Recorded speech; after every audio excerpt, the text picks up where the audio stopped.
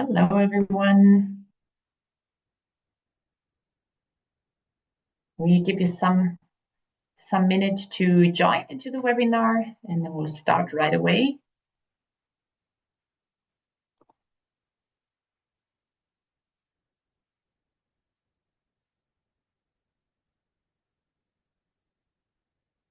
Yeah.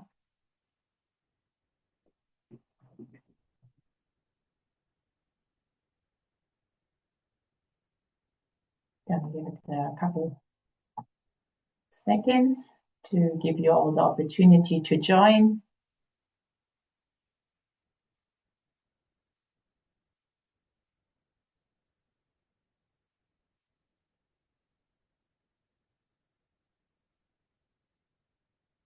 All right. Welcome to the online webinar today, where we will discover the United Kingdom today and the role of the service, which is the Department for Work and Pensions. So many of you might know me already. My name is Nicole Clovis, and I have the pleasure of being your moderator today. I'm seconded from the Bundesagentur für Arbeit, or in English, it's the Federal Employment Agency of Germany, to the WAVE Secretariat. Our seminar today will last around 1 hour, and it will be conducted in English. But please then you can use the button below. There is a little interpretation globe, and you can also opt for French or Spanish. So if you might find it below, and just use the language that is most convenient to you, we have this for you today. So please note that only the online seminar today is being recorded. And the recording will also be very soon available on the Waves TV YouTube channel. And also, I want to raise awareness that the presentation that is displayed today is also in English, but there is a little resources button also on the task really below if you look. Then you can also download the French and the Spanish version if you want to follow in French and Spanish. But there will also be a possibility that we will send it into the chat so that you can directly download it from there. So you can see also that the microphones are muted, but you will have the opportunity to communicate and ask questions in the presentation. Please via the chat. It's the most easiest way not to interrupt our speakers, and we will draw the questions later and ask them these questions. The ones that are still remaining, we will ask later by written form and send them to you via email. We'll also put all of this material on our website. Now, I would like to move now to our speakers of the day from the Department for Work and Pensions of the UK. And I'm super honored and very happy that we are joined by two colleagues today from the United Kingdom's Department for Work and Pensions. First, we have Mr. Dean Woolley here. He's the Senior International Relations Manager at the Department for Work and Pensions. And he has been for over more than 20 years across frontline operations, contract management, and now within the international collaboration. And Dean has been my main contact partner for WAVES in the recent years here working at WAVES, and we're very grateful for his expertise on all matters concerning the UK labor market. Second, we have today with us Henrikas Makaitas. I'm sorry if I'm mispronouncing Henrikas. I'm hoping I'm pronouncing correctly. And Henrikas is the policy advisor at the WP. He has a background across public service organization and has worked also on frontline roles before moving into the current focus on international social security coordination and strategy. Henrikas just joined as our new WAVES contact also for the UK, and I'm super delighted and very happy to welcome him to our network and to today's webinar. And without further ado, I would like to give the word over to you, Dean, for your presentation, for the first part of the presentation. Thank you. Thank you, Nicole. Thank you for the lovely introduction. Welcome, everyone. Thank you for taking the time to come to listen to myself and Henrikas today. We are really super pleased to be able to give you this overview of the United Kingdom's Public Employment Service and also a little bit of a feel of our ambitions for the future. As Nicole has very ably already introduced, myself and Henrikas are part of the Department for Work and Pensions, the DWP, as we more commonly refer to ourselves as, and as we will kind of refer to ourselves as from now on in this presentation. We are a ministerial department here in the country, and we are the main agent for the UK's Public Employment Service. As well as our employment service role, we're also responsible for a lot of other things, including welfare, pensions and child maintenance. And in addition, we administer the country's state pension as well, along with a range of working age, disability and health benefits to around 20 million customers in total. And all of this combined actually makes us the largest civil service within the country.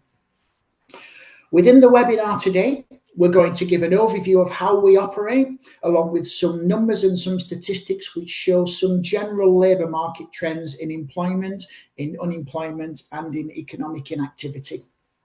We're going to explain the structure of Job Centre Plus, which is our main PES delivery arm, as well as some background on the other agents of our public employment service.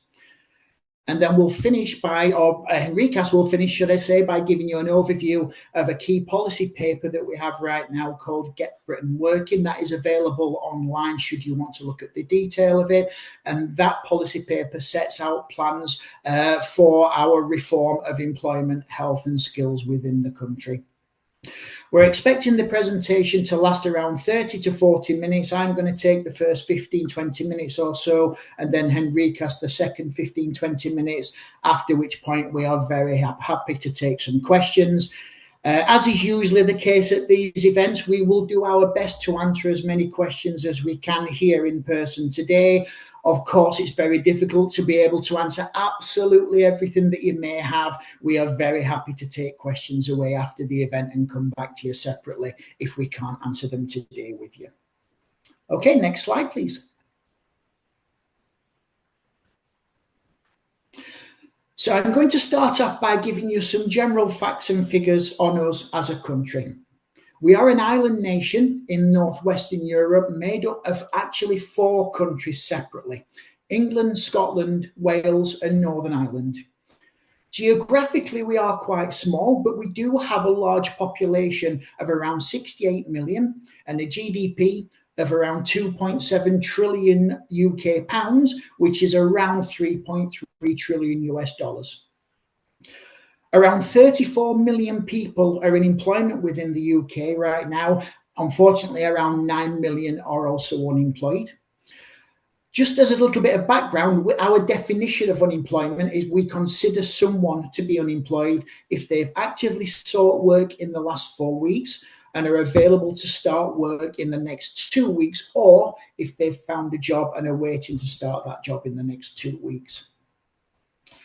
As of June this year, our unemployment rate was and is around 4.7%, which by historical standards is low. However, our economic inactivity rate is high for us at 21%. Again, just as background, we define economic inactivity as someone who is not in employment, who has not been seeking work within the last 4 weeks and is unable to start work within the next 2 weeks. And then alongside all of those numbers, our employment rate is currently at 75.3%. Excuse me.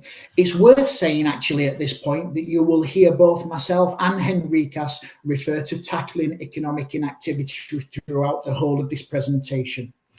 The driving purpose behind our approach as a PES excuse me, is to enable everyone to have the opportunity of secure, rewarding and fulfilling work to boost employment and to reduce poverty. And for us, that means tackling economic inactivity as a priority. Next slide, please. Excuse me.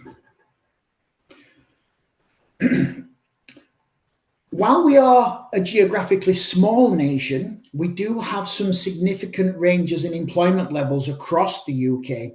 And as you can see from this table, as an example, the east of the UK has seen employment levels rise by almost 3% in the last year, while in contrast, the East Midlands, which isn't far away geographically from the east, has actually displayed falling levels of employment within that exact same period.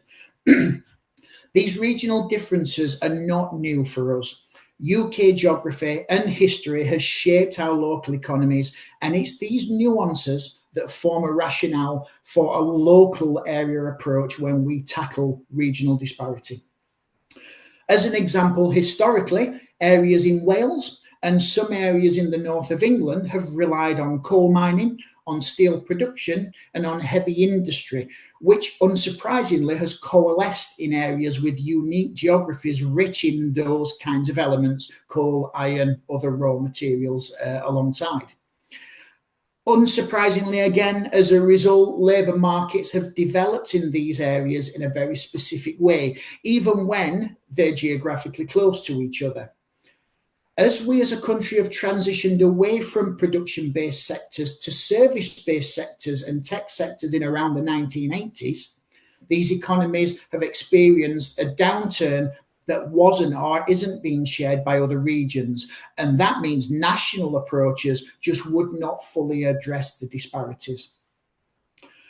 This clear need for localism is further supported by varying demographic trends across the UK.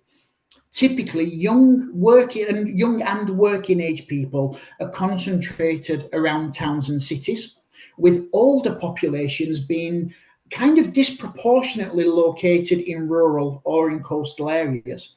As of 2023, around 2/3 of businesses in the UK are based in areas that are both predominantly urban and inland, which then means fewer employment opportunities for those out in more rural and in coastal areas.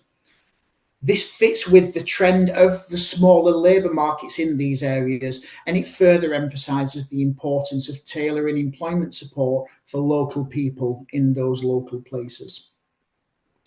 As I'm sure most people on this call would no doubt recognise, there is no one-size-fits-all policy approach to which would be effective across all of our varying regions of the country.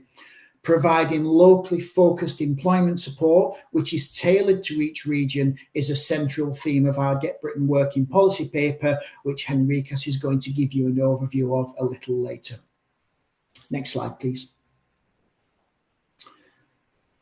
I mentioned a couple of slides back about the importance of our focus on the inactivity rate, and just want to spend a few minutes over the next few slides giving you a little bit more background as to why this is so important to us right now. Looking at the graph on the right-hand side of this screen, you can see the trends in economic activity rate over the last 15 years for the UK. In 2009, we had that unsurprising peak, as most people did, following the financial crisis of 2008. In the intervening decade, however, that rate has had a steady downward trend of recovery. When COVID pandemic hit, again, similarly to most on this call, I would imagine, we had that another jump in activity. But unfortunately, this time, we haven't recovered from that rate. It's fluctuated over the last 4 years, but it hasn't yet returned to pre-pandemic levels for us. Next slide, please. A key question for us to ask as a country right now is this trend of high economic inactivity a shared one globally? Are we unique in this, or is this a challenge across the world? What we've tried to do with this slide is give a level of context by looking at some international comparisons between the UK and the G7, the UK and the EU, and the UK and the OECD. What this graph shows is that we historically have one of the lowest inactivity rates in the G7. In early 2020, we actually had the second lowest rate of inactivity overall. Since then, unfortunately, we've had a different trend when compared to those same G7 countries. We didn't experience the sharp increase in early 2020 as some others did. Ours was a more gradual one, but we are currently, as we are sat here now, the only G7 country whose inactivity rate has not returned to where it was pre-pandemic. That is a concern for us. At a broader level, we are 2.8% lower than the EU average and 4.2% lower than the OECD average, which suggests that we're not critical in a global context, but as I've mentioned now a lot, and as Henricus is going to mention as well, when considering them against our own historic UK levels, it's something that we are very, very keen to address. Next slide, please. I'm going to move away now from the kind of more high-level background and statistics and talk more about the structure of our public employment service within the UK, including the multiple agents that are involved in its delivery. As I mentioned before, the DWP is a ministerial department and it's responsible for welfare, for pensions and for child maintenance. Within the DWP is Job Centre Plus, and Job Centre Plus is our primary PES delivery arm. Job Centre Plus provides millions of people each year with employment support and training opportunities, as well as administering benefit claims, all through a national network of job centres, telephony contact centres and benefit delivery centres. People access our services via three main routes: digital by default, and then also by telephone or face-to-face appointment with one of our work coaches. We are really fundamentally integrated into local areas with over 600 job centres spread across the whole of the UK and more than 16,000 work coaches working within them. Each month, these work coaches conduct around 3 million appointments, with the majority of these being one-to-one personalised meetings to help address specific issues that are being faced by each individual. These issues can range broadly from skills gaps, support with caring responsibilities, all the way through to health conditions, disabilities, and everything in between. During these meetings, our work coaches have the opportunity to refer customers to support available locally directly through the DWP or our job centres, but also through private delivery partners, which I'm going to touch on in a couple of slides' time. Next slide, please. Thank you. Job Centre Plus has three core labour market services: employment support, benefit delivery, and support programmes. Our employment services help customers to prepare for, to find, and to stay in work. We connect people with training, guidance, work placement programs, and schemes such as job training and volunteering, as well as supporting customers who are looking to start their own business. Our benefit delivery service administers benefits both for those able and for those that are unable to work, and this includes our main primary national benefit, Universal Credit. Our support programs provide access to services aimed at helping specific groups of people, such as the long-term unemployed, people with disabilities, young people, and many more. We do use a combination of active and passive labour market policies within all of these three categories. Active policies such as our Train and Progress initiative and our sector-based work academy programme help people through direct access to workplace experience, to job trialling and to training. But we then also use passive labour market policies to support individuals, such as employment-related rules directly within our Universal Credit benefit system. One of the key rules that we use is to help those that move into work that are on a low income. As you can see just from the little graph on the bottom right-hand side of this slide, Universal Credit doesn't cut off completely as a benefit when people move into employment. Instead, it has a taper, which gradually reduces as a person's income from work rises, avoiding what we call that cliff edge drop in income that can sometimes happen when somebody moves from benefit into employment. And this cliff edge for some people can be a genuine disincentive to moving into work. Next slide, please.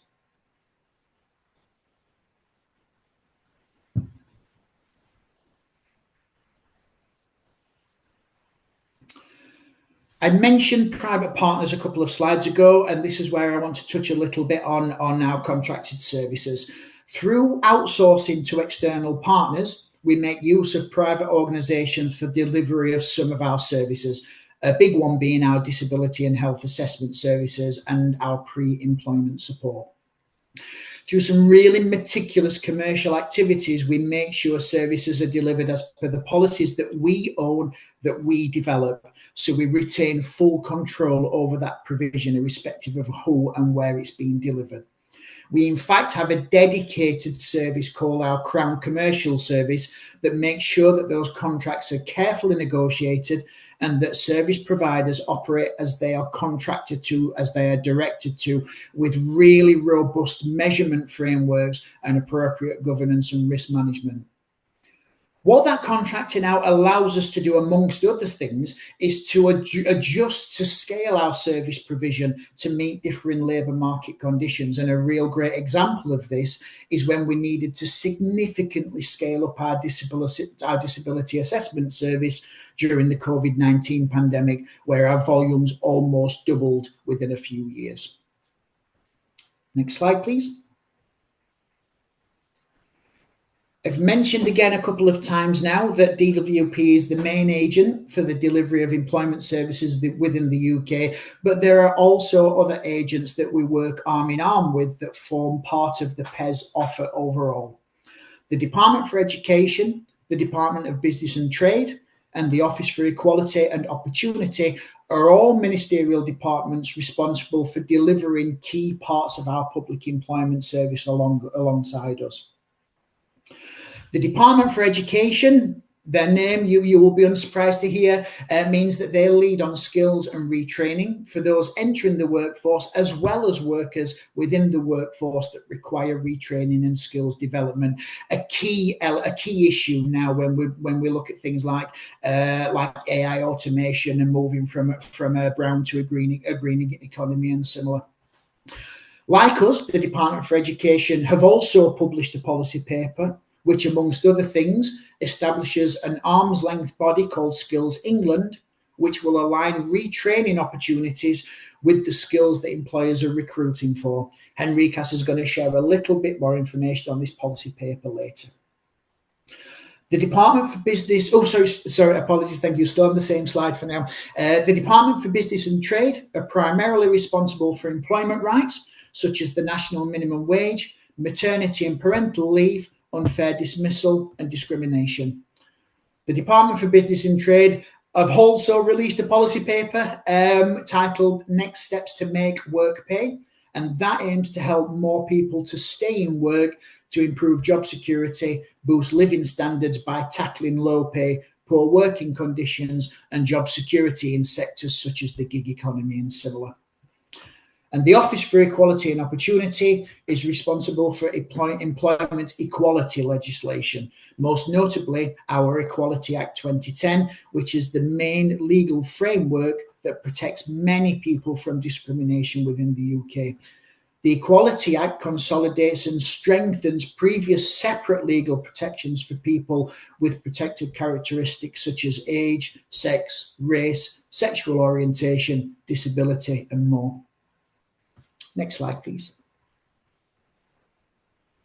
A quick mention about devolution within the UK. We do have a number of devolved services across the country, and this slide gives a very basic high-level overview of what that means for PES delivery. As previously mentioned, we are made up of England, Scotland, Wales, and Northern Ireland. For us, at a country level, devolution means that some powers are decentralised from the UK government to our constituent nations, providing differing levels of autonomy. Northern Ireland, as a key example, has complete autonomy over the entirety of their public employment services. So all matters that would be covered by DWP within Northern Ireland are transferred to their Northern Ireland Department for Communities, and that includes the running of their 35 job centres. In England, Scotland and Wales, however, again at a country level, DWP's Job Centre Plus services are in place across all of them. However, when we drop below that and look at business level, we devolve some services, some contracted provision and similar is devolved, for example, in Scotland. But at a country level, it's very much run as by the DWP as a public employment service. Next slide, please. And just finally for me, before I hand over to Henricas and you can hear a new voice, I wanted to touch on a few of our challenges and some of our goals as a PES. it's fair to say that, like any organisation of our size and of our scale, we have regular challenges which we are constantly working on, especially when considering the evolving labour market. At the core of any transformation is a need to run an effective, an efficient, and an affordable service on an ongoing basis. When working on the kind of scale we are, over 800 sites, more than 80,000 people, the challenge to ensure parity with any change is a huge one, but it's one that we have always and will continue to face head on. And we're doing things such as supporting benefit claims and employment support via a blend of phone, video, and face-to-face assessments, with the aim of delivering a more efficient and user-centred service using all digital tools available to us. And when considering the theme of digital tools, we've introduced tools to support people to find work, such as our Find a Job and Job Help services. Within the DWP, we've introduced something called DWP Ask, which is a new AI-powered tool which work coaches use now across the country, harnessing generative AI question and responses to help them find the right policy and the right guidance for claimants faster, which frees up their time then to provide that tailored work, labour market, employment support that we want them concentrating on. Gone are the days of searching internal internet pages to find what is needed. We've now used and harnessed AI to do that. And our new Jobs and Careers service, which Henricas is going to touch on in a little bit more detail, consists of a universal digital offer and a multi-channel service delivered by our careers advisors based within the local community. And of course, amongst all of this, we continue to push towards being a net zero carbon company overall. We have a lot of multiple energy efficiency projects underway that include things like the upgrade of our buildings to support heat decarbonisation. We publish our progress towards net zero within our annual reports and accounts that are available every year. They're available up to April and are usually published in around September, October. They are public accounts information, and everybody is able to go and look at those should you be interested in knowing more about our costs, our spends, and our progress towards net zero. So I'm just about finished talking now. I've mentioned quite a lot. One of our main missions is to reform employment, health and skills to support people into decent work by tackling key issues such as that economic inactivity. I've mentioned our Get Britain Working paper a number of times. And on that note, I'm very pleased to now hand over to Henricas, who's going to give you an overview about the suite of policies we'll be delivering. Henricas, thank you. Good morning, Thank you everyone. very much. Sorry, before you will let Henricas speak. Sorry, Dean, and then Henricas.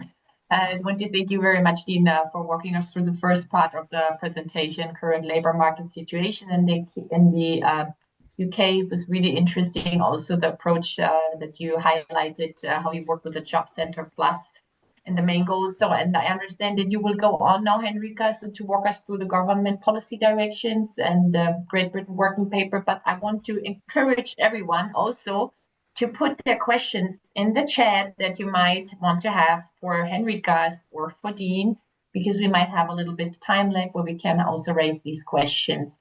So with no further ado, and I'm sorry for the interruption, I'll hand over to you, Henricas. It's okay. Morning, everyone. So, as Dean mentioned, I'm going to share some headline points from the WP policy paper, as well as diving into a bit more detail on some of our largest changes which will affect our public employment services. So, as many of you might know, in July 2024, UK elected a new government.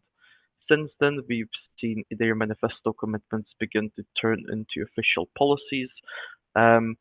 So, for example, different departments such as for business and trade published their next steps to make work pay. Departments for education launched Skills England, and in our department for work and pension, we published Get Britain Working in November 2024.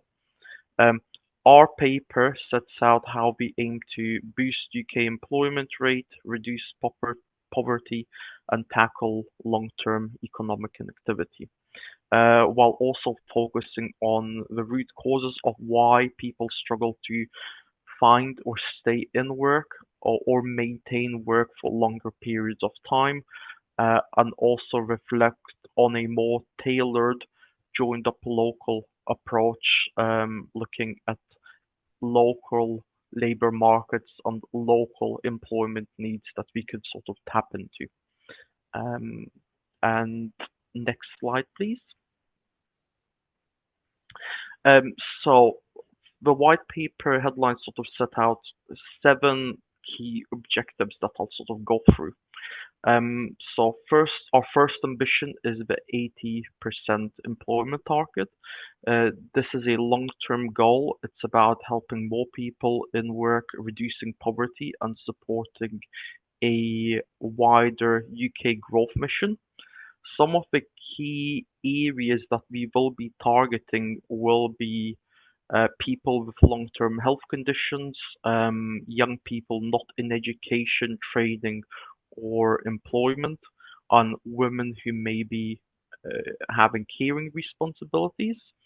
Our second approach and objective is going to be local Get Britain working plans. These plans are set to be developed by local areas to tackle unemployment and inactivity in individual local areas based on their needs and their personal circumstances. So it's a more personalized and tailored approach. Is looking at the skills that are missing within those local areas. Because again, as Dean has mentioned, each area has a different need or might experience different challenges. So it's to produce these local areas to have personalized growth plans that could tackle economic inactivity within their individual communities.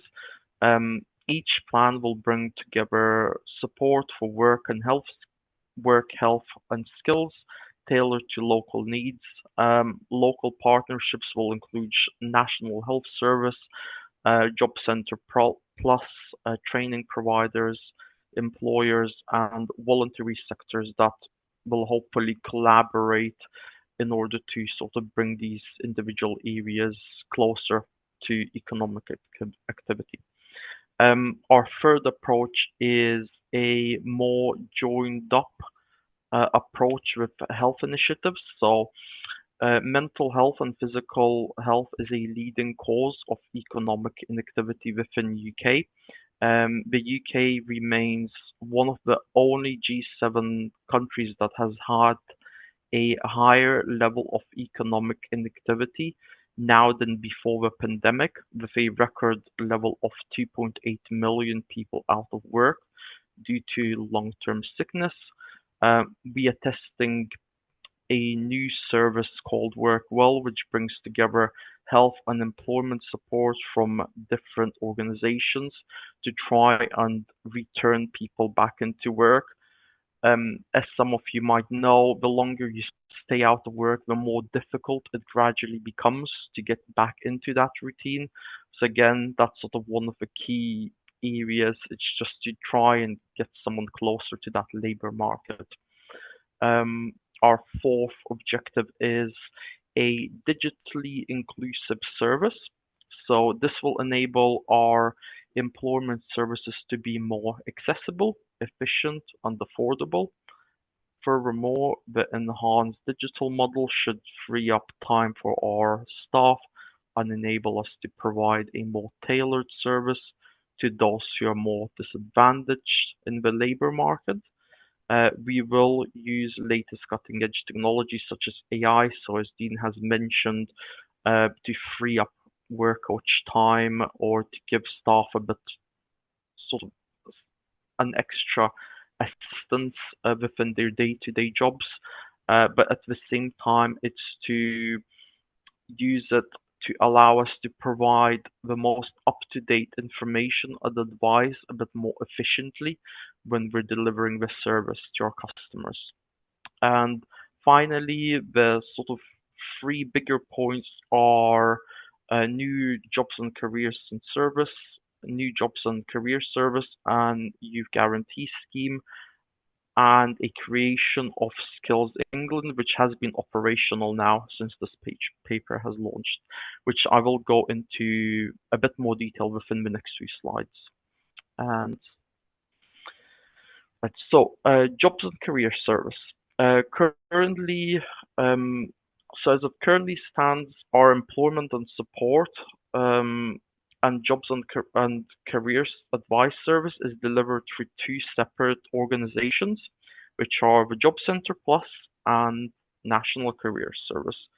But with this reform, we aim to create a single, all-inclusive, universal service that doesn't just focus on those who are in receipt of benefits, but it also allows those who may not be in receipt of benefits but want to have some sort of career advice, so they could use this service to sort of help them move forward into their careers or to upskill themselves or to do anything else that might benefit them.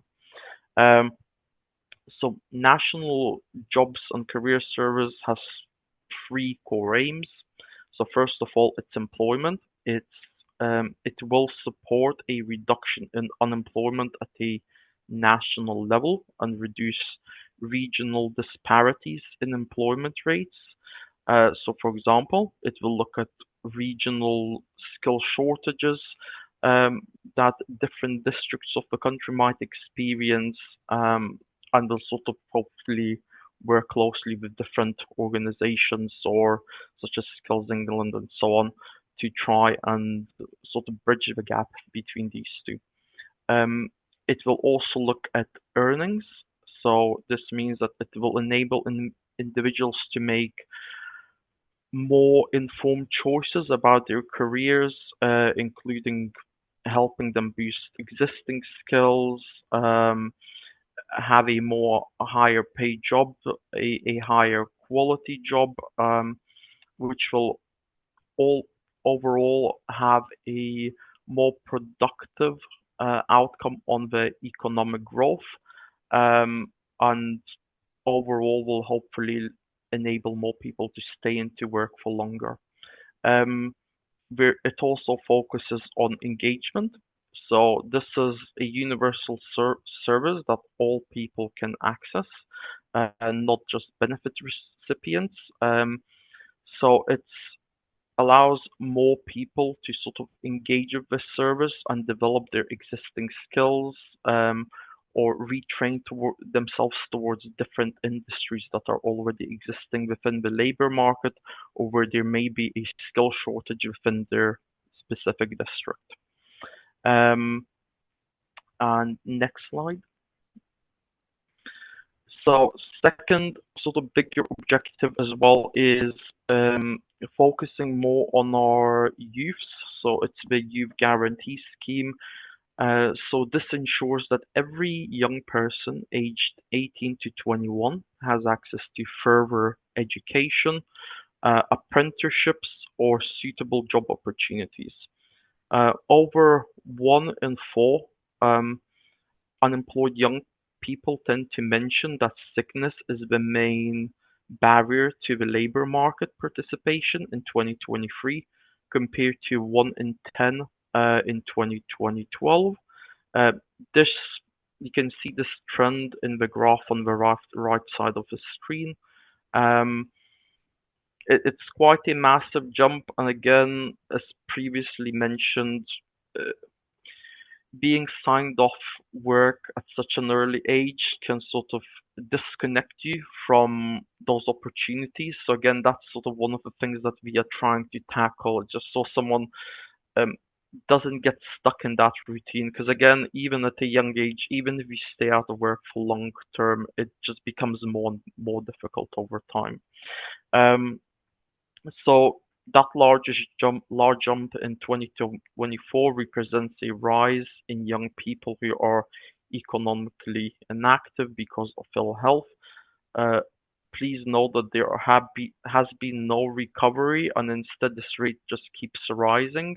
This demonstrates that there is no existing support to target this issue. So there is a social and economic case for wanting to change this. And research does suggest that UK could reduce the number of young people who are not in education or employment or training by a third, and it could increase UK GDP by 1.8%, which would be equivalent to 38 billion pounds. But more importantly, the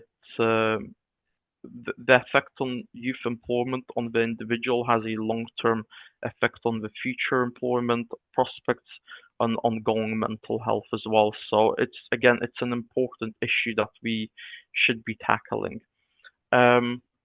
So some of the ways that Youth Guarantee will aim to do this is, so for example, it will introduce a place-based. Will be 8 trailblazers that are currently live within 8 different areas. Some of them are in districts that might be economically disadvantaged. Um, they aim to sort of work on a basis where they will try to tailor the support based on what employment opportunities are available within that area and providing the necessary skills and training where possible. So it's a service that's getting adjusted and tailored over time based on each individual area that the Trailblazer schemes are in place. So it will be sort of changing and using the local approach as much as possible. So as mentioned previously, each area would operate slightly different. The rates of young people that are not in education, employment, or trainings vary significantly across the country. In England, the highest rate in the north and west vary by more than 5 percentage points to London. This is often in disadvantaged areas as well. So our job is to try and sort of tackle these issues. At the same time, we'll obviously use digital services to sort of outreach and connect more people in these areas. So some people or some youngsters who might be living in extremely rural areas might not be able to make that that bus journey to get to speak to an advisor. So again, it's trying to use a more digital approach as well to try and reach out to those communities where possible.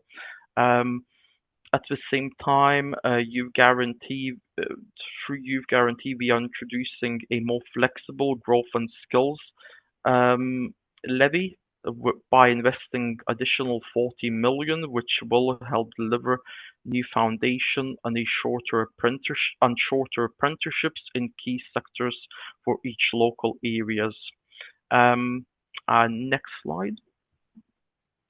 So Skills England, UK has set up Skills England recently. So as I have mentioned, it has been operational now for the last few months. So this will be an arm's length body, as Dean has mentioned, which will help different aspects of the skill systems together and will try to join up different skill systems, ensuring it is a clear and user-friendly for employers and individuals. It will ensure that there is a comprehensive suite of apprenticeships, training opportunities, technical qualifications for individuals and employers to access. So, for example, if one area might lack in training within maybe IT or AI or any sort of engineering sort of skills, Skills England would aim to sort of see if anything could be done to bring those skills into place within those local areas. At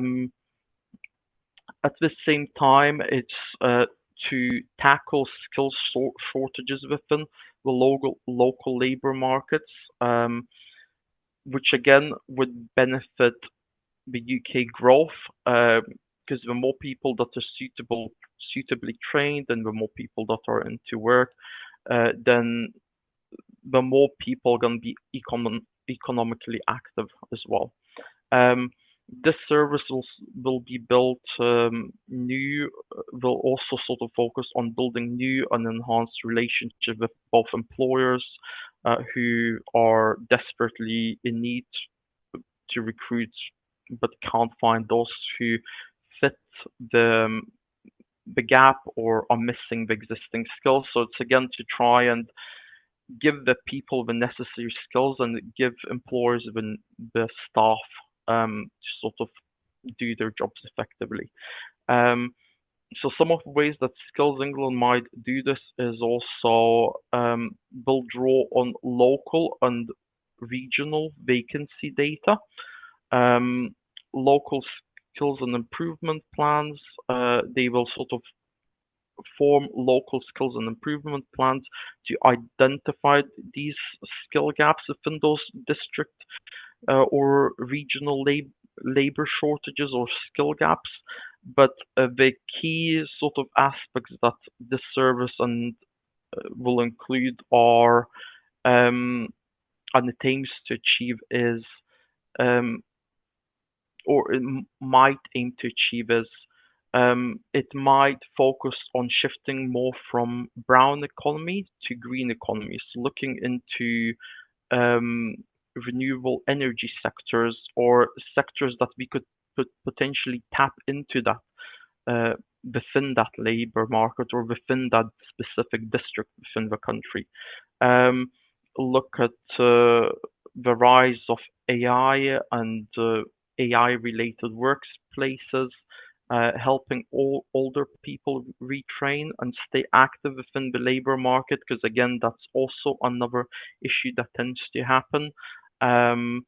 Skills England is about making sure that UK has the right skills in the right places across the country, and that we're sort of utilizing sort of that wider availability within the workforce, and at the same time that we are providing the relevant support based on where they live and what their needs are based on their individual needs.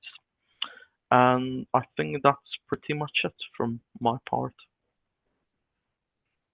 Many, many thanks to you also, Henrikas, for enlightening us also about Youth Guarantee Scheme and the UK. And you also touched on Skills England program, which is very interesting also for our listeners. We have a couple of questions already in the chat. But I would like to take the first one because people are interested also in the Skills England program and would like to know what would be the main advantage really of the skills program for employers. Maybe you could touch a little bit on that. Yes, I'm happy to jump in on that one. So it's probably fair to say that Skills England is really centred around looking after or supporting employers. It's designed to make it easier for employers to access government-backed training and employment schemes that support the recruitment, the upskilling, and the workforce development. They will have access to things like apprenticeships, to traineeships, to skills boot camps, even kind of basic skills such as being able to get their people on free courses in English and maths, digital skills, pathway to higher skilled roles. Supporting recruitment through our sector-based work academy programs, as we've touched on a little bit as well. At its most basic level, Skills England is there to support employers, to help them skill their workforce for an ever-changing labour market. Thank you so much, Dean. This goes a little bit back to the question for do you train also your work coaches to counsel clients a little bit more skills based? Yes, absolutely, and it's interesting because this is one of the big changes that our new jobs and careers service is bringing in. I think for too long, our work coaches have been focusing on supporting individuals with benefit in mind, benefit suitability and things like that, when in actual fact, our work coaches' time should be taken up wholly and exclusively with labour market and employment and skills support. So one of the big shifts that our new jobs and careers service is doing is ensuring our work coaches are there and are dedicated not to making, not to kind of benefit conditionality rules, but to supporting somebody to be skilled, to have the right skills and to be able to move into work. Thank you so much, Dean, for touching up on that. I know that there's much more information, and you do a lot in this kind of area. And well, this also goes with one of the very interesting questions that I see now in the chat. Somebody asked about your programs that you are doing with people 50 plus. Well, of course, there are a lot of acquired skills for those people also staying in the labor market, maybe needing also some reskilling, upskilling, or even some skilling. I know that the Department for Work and Pension is doing quite a lot, working with the people 50 plus. Maybe just to give a short overview for our listeners and our participants, what are the programs that you do? And we might be then putting this also in the email that we will be sending later to you with all the links attached. But maybe you could a little bit touch on the programs for Department for Work and Pension. I might be able to answer that, Ian, if you want. Please, Enriquez, yes, please do. So for 50 plus, we do have specialized work coaches now. I think at most job centers where we tend to have I can't remember the exact number of weeks, but there is almost a weekly journey that we take in order to make sure that they've got certain skills and things in place.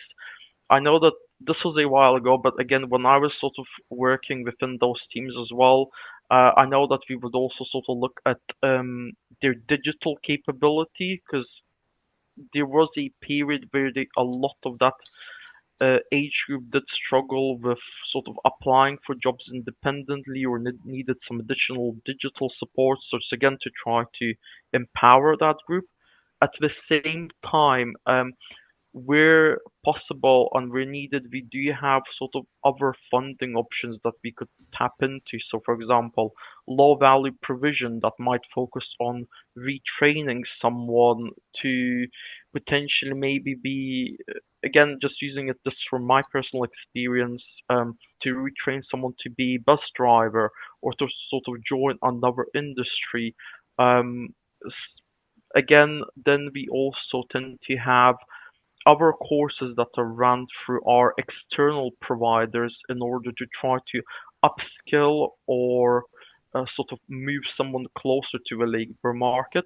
And at the same time, we also have sector-based work academy programs.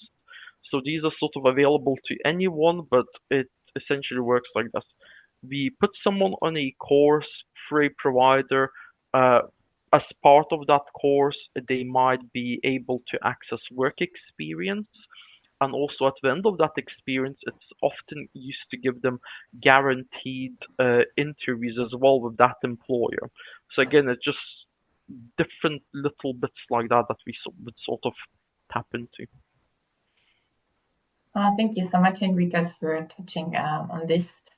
So this means that you have special work coaches or career advisors per person. So they're all specialized in like coaching like younger persons or like the persons that we just talked about, 50 plus. Is that correct? What I'm understanding? Yes. So we do have we have teams that work specifically with 18 to 24s, 25 plus, 50 plus health.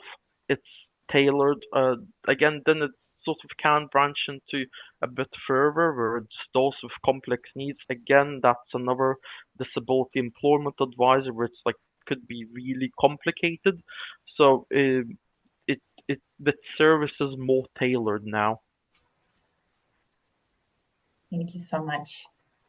Well, but how do you then measure in the end the success of the activities and ensure that, for example, displaced workers and job seekers are successfully placed into the employment? Do you have any key performance indicators that are used to measure this success? Could you please touch a little bit on how the Department for Work and Pension judges these key indicators? Thank you. Yes, no problem. Happy to jump in on that one. So you will be unsurprised to hear that we have many key performance indicators that judge absolutely everything that we do as a public employment service. And in fact, the annual reports and accounts that I mentioned earlier on in my part, as well as having things on spend and on net zero, it also has all the details of all of our key performance indicators in there, along with what our targets are and how we are achieving it. So I think I saw somebody in the chat, Nicole, ask for the link to the latest one of those. I'm very happy to provide that afterwards and we can circulate it round. One thing that is worth me touching on, though, something that we're very proud of, is the way that we measure the success of our private providers via what we call job outcomes. So that's where we have referred somebody to the private contracted out organisation. The key metric that we use to judge the success while they're on the programme is, unsurprisingly, if they move that person into work. And we have developed what I believe is a superb IT solution that interacts with the UK's Inland Revenue Service, so accesses tax records for individuals to see if they are being paid wages. And obviously, there is no better way to identify whether somebody is in work than if they are being paid a wage or not. And it is a requirement now of all UK employers that they register and log the earnings for all of their employees on this online portal. So it's a foolproof way.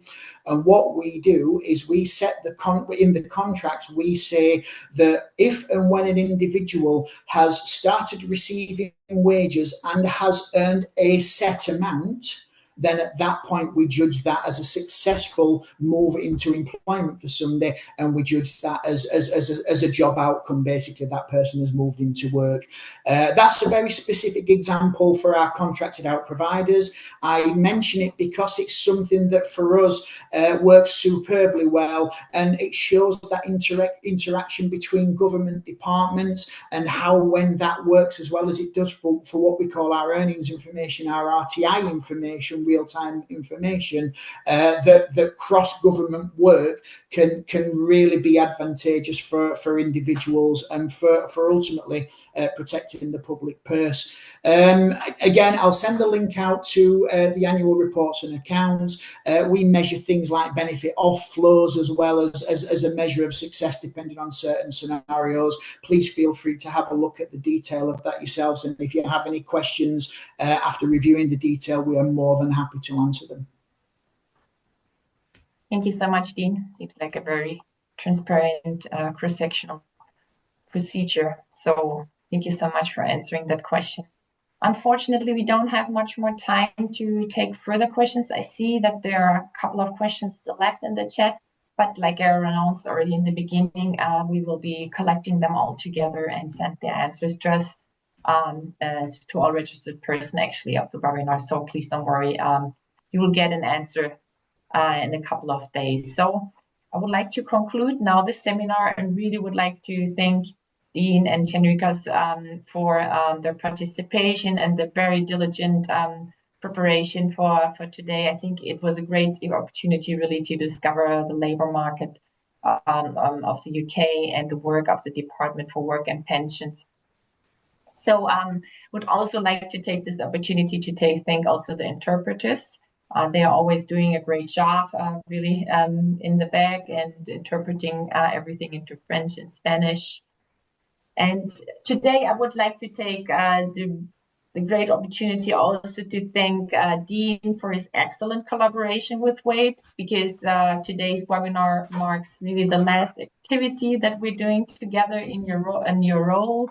You have a new role already, Dean, but you will continue to be our subject matter expert for WAPES, so I will still be able to contact you, but we have been collaborating greatly together with Dean in the last couple of years and WAPES. And I would also like to announce that Henrikas will be now our new contact point for the Department for Work and Pensions, and we are very pleased here at the WAPES Secretariat to welcome him and look forward also working closely with him in the future. So if you want, you can send us a message and say, yeah, a farewell words if you want. So no problem for that.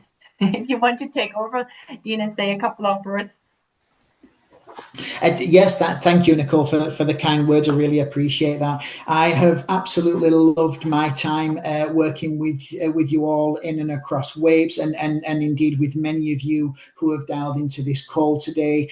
The relationships and the friendships that we've actually built as well, I hope will last, irrespective of my move of roles within the UK Public Employment Service. So just from me, a very heartfelt thank you very much, everybody, for everything that you've done for me in my time working with you through WAPES or directly. I'm not disappearing anywhere. I am still available should you want to talk about anything. Thank you very much. Thank you again, Nicole. Thank you so much, Dean. Really great to hear that. Yeah, and I really hope that you all have enjoyed this online seminar and learned something useful, can had the opportunity to download the presentation. We put it in the chat, but we'll also send it later to you, and it's also available in the resources button. So please, before you're all leaving, it's always very important for us that you fill out the little survey that will be coming when you log off from this webinar, and give us some suggestions what you might want to see and further activities. For the further activities, I would just like to announce real quick that we're having some webinars, at least for this week, this year. I'm sorry, apologies. This year coming up still. One is dedicated only to our WAPES members. This will be the launch of the working paper from the G7 working group on the 23rd of September. And the UK has been a great part of that too. So it will be very interesting for our WAPES members to listen to that webinar. And then we, of course, also some other webinars, and my colleague Amandine is putting them all in the chat for you to register. We have the Public Employment Service of Peru coming up on October 2nd, so please register for this webinar as well. And then we have another webinar on fair recruitment in the digital age coming up also on October 30th. There will be interesting speakers from ILO, ETUC, and also from our members of Kenya. And then please also, we have another presentation of PES of Azerbaijan on the November the 5th. So sign up if you're interested and you liked it. We're super happy. Please follow us on our YouTube channel, also WAPES TV, and hope to see you very soon. Thank you very much to all of you for your attendance. You're making this possible. We wish you a wonderful day, afternoon, or evening, wherever you might be. Thank you.